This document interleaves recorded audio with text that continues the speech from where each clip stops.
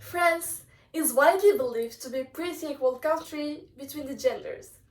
Men and women are offered the same rights. Women have access to great health services, and the gender wage gap is smaller than the European average. In 2021, France took what was believed as a right step towards equalizing genders and protecting young girls and women from oppression by banning and restricting any items of clothing that would imply female inferiority.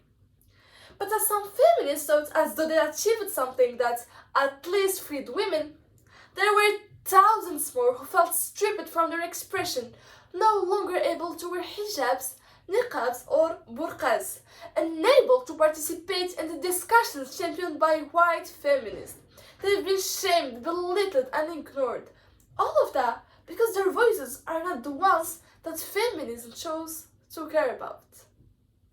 Ladies and gentlemen, today I want to talk about an issue we've all heard of, but rarely take the time to reflect and act on.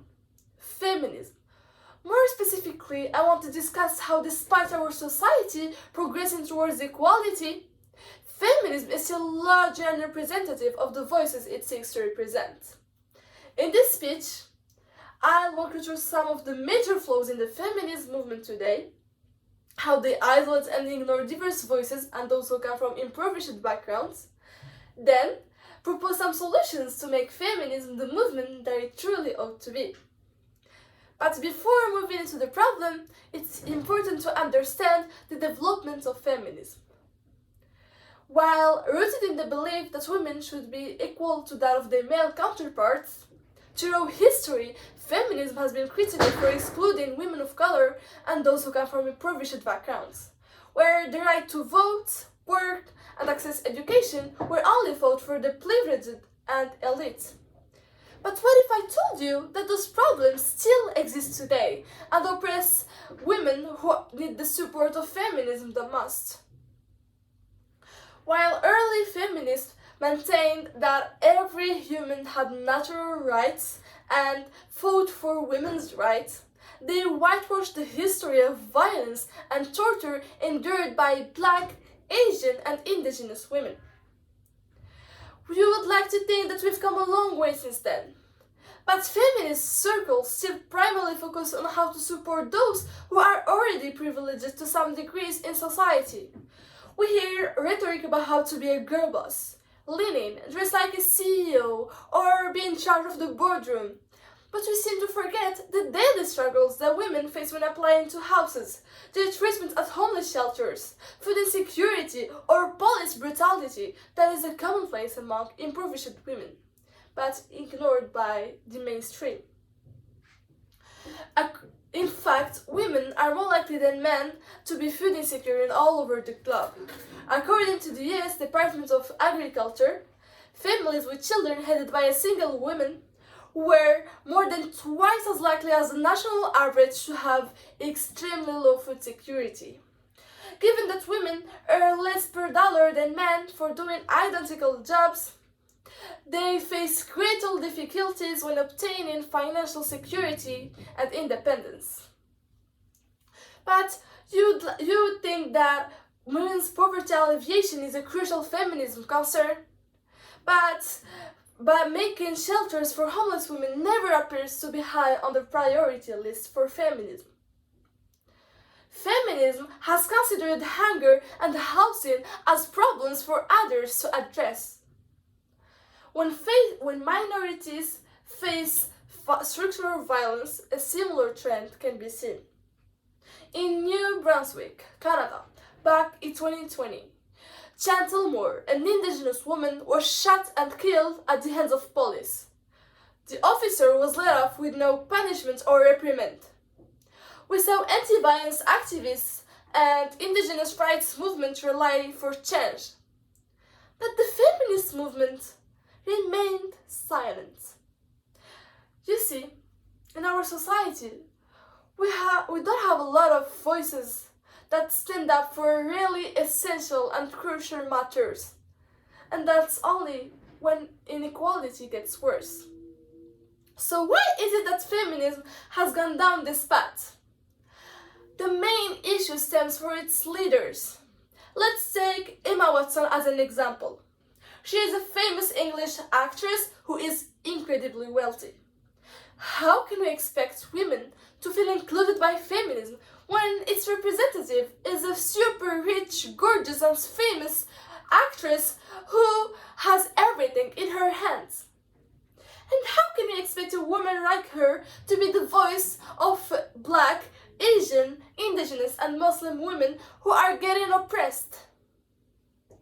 Add to the list Angelina Jolie, Madonna, Hillary Clinton. In our society, most of our feminist voices come from a pretty homogeneous background.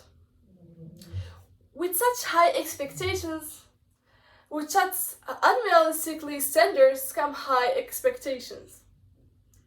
In the 50s, women were forced to stay at home and be housewives, and those who wished to work were ostracized.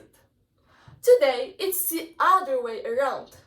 Women who choose to stay at home and not work are criticized by society and blamed as an economic burden for affluent countries. And feminism blamed them for submitting to the patriarchy. Even if you are an immigrant and your spouse is wealthy, you're blamed for being a gold digger. Or if you are preventing your children from acquiring the language and cultures of their new home. And even if you do, you're still blamed for abandoning your own culture. And if you're religious, choosing to bear many children or to wear customary religious clothing like hijabs, they are cast away and accused as victims of an oppressive religion instead of being respected for their form of religious expression. However, a light of optimism is beginning to emerge within this sad reality. Women from all around the world are starting to raise awareness towards these issues. White feminism is no longer related.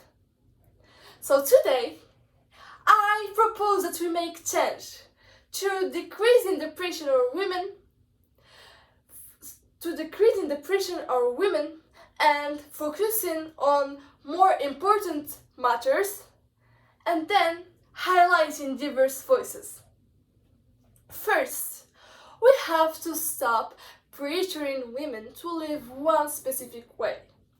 A woman can choose to work and support herself, but it is also acceptable for her to stay at home and not work. It doesn't make her any less of a feminist. If a woman feels empowered by wearing a hijab, who are we to not tell her to? As a consequence, women who are housewives or who do not follow the norm will no longer feel alienated and hence overcome their inferiority complexes. Second, feminism must concentrate on crucial matters. Are women able to feed themselves? Do they have food security? Are they able to afford health insurance?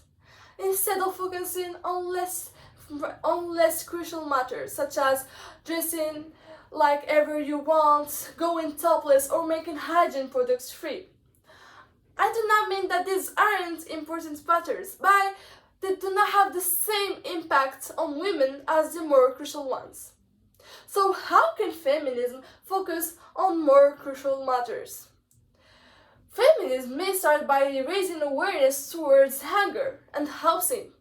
For example, we can try to gather enough money to build shelters for homeless women. When women's basic needs are met, that's when we can try to stop the other manifestations of inequality. And lastly, we should change the voices of feminism. Nowadays, feminism representatives are either super rich CEOs, privileged politicians, or super famous celebrities. However, there are thousands of women who get overlooked. Sejourne Truth, Bell Hooks, or even Nawal El Mutawakkil, an Olympic champion from my home country, Morocco. As a consequence, women will relate to these faces and feel included by feminism, so they will be more understanding of its messages. Instead of judging feminism for being an unequal movement and excluding ourselves from it, we should all try to correct our past mistakes and make feminism progressing towards. Women will never gain equality if only the privileged voices are heard. Women will never gain equality if we exclude people based on their race, religion, or background.